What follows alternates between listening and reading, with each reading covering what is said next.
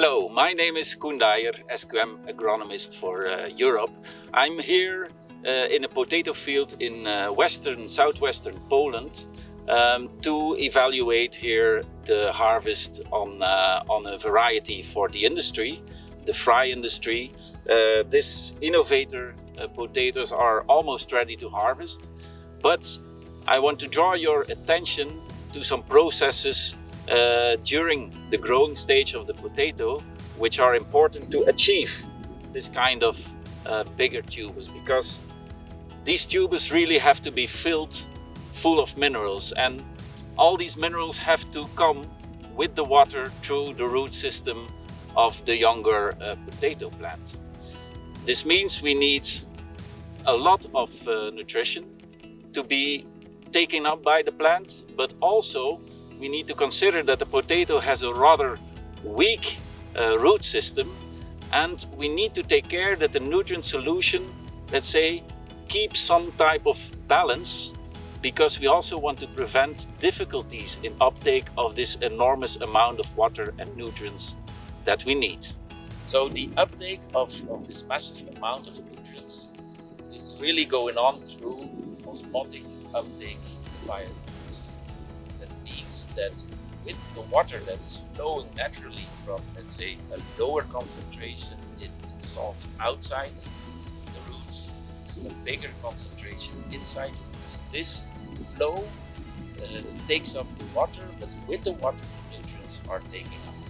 So what we need sufficient amount of nutrients outside the roots, root solution, but we don't want the concentration of these nutrients to be too high, because otherwise this flow with water and nutrients will slow down. And this becomes especially important in the period where we really fill these tubers. Then we need a massive amount of nutrients.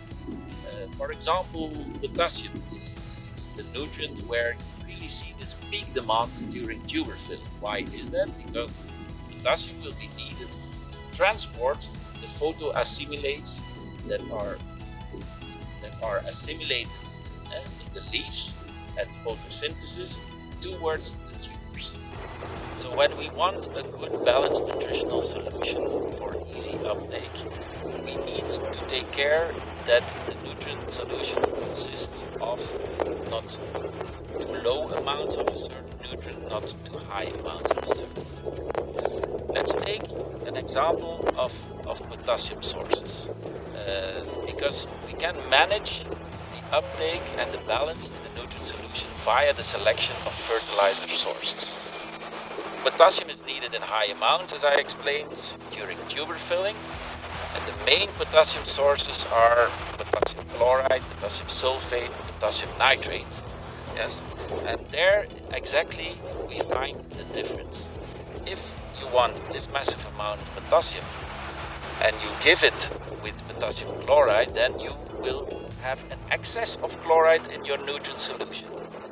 Similar for potassium sulfate. Sulfate might be taking up a bit more than chloride into the plant, but still, if you give it in amounts comparable with the potassium amount that is needed, you will have an excess in sulfate. Both these excesses will create a more difficult uptake of the water flow and the nutrient that flows with them. On top of that, the nitrate from potassium nitrate will have a positive effect on the uptake of cations in general. That's important. We see in many research that the uptake of magnesium and calcium and potassium is increasing, becoming more easy together with the nitrate. We call it the so-called synergistic effect of nitrate with cations. As an example, the balance of nitrogen, phosphorus and potassium in the first period of the growth of the plant is actually different. The uptake is different, with a different balance than later in the stage, where, for example, we have this increased peak uptake of potassium, and where we will have, during tuber filling, we might have a nitrogen to potassium ratio of 1 to 2 to 1 to 3, while at the beginning of the plant growth we have rather a nitrogen to potassium ratio of 1 to 1. And by splitting these applications and by using this balanced fertilizers according to the phenological stages, we can not only alleviate the salt level in general, we can also be more precise so that we have at that stage less excess of a certain nutrient and less shortages. For this reason, SQM designed the crop mix range.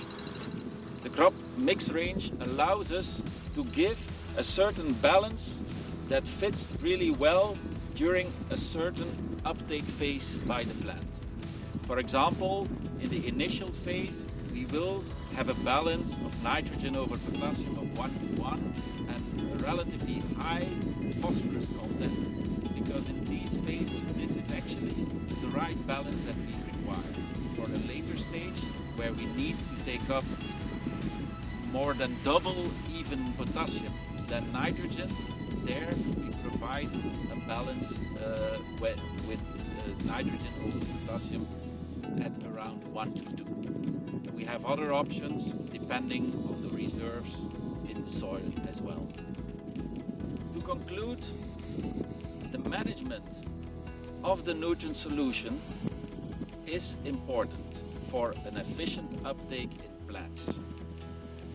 If we want to improve this uptake of potassium, magnesium, calcium, but also sulfur, nitrogen, phosphorus, we need to use balanced formulas that are as close to the uptake demand of the plant. This is why we developed the crop mix formulas.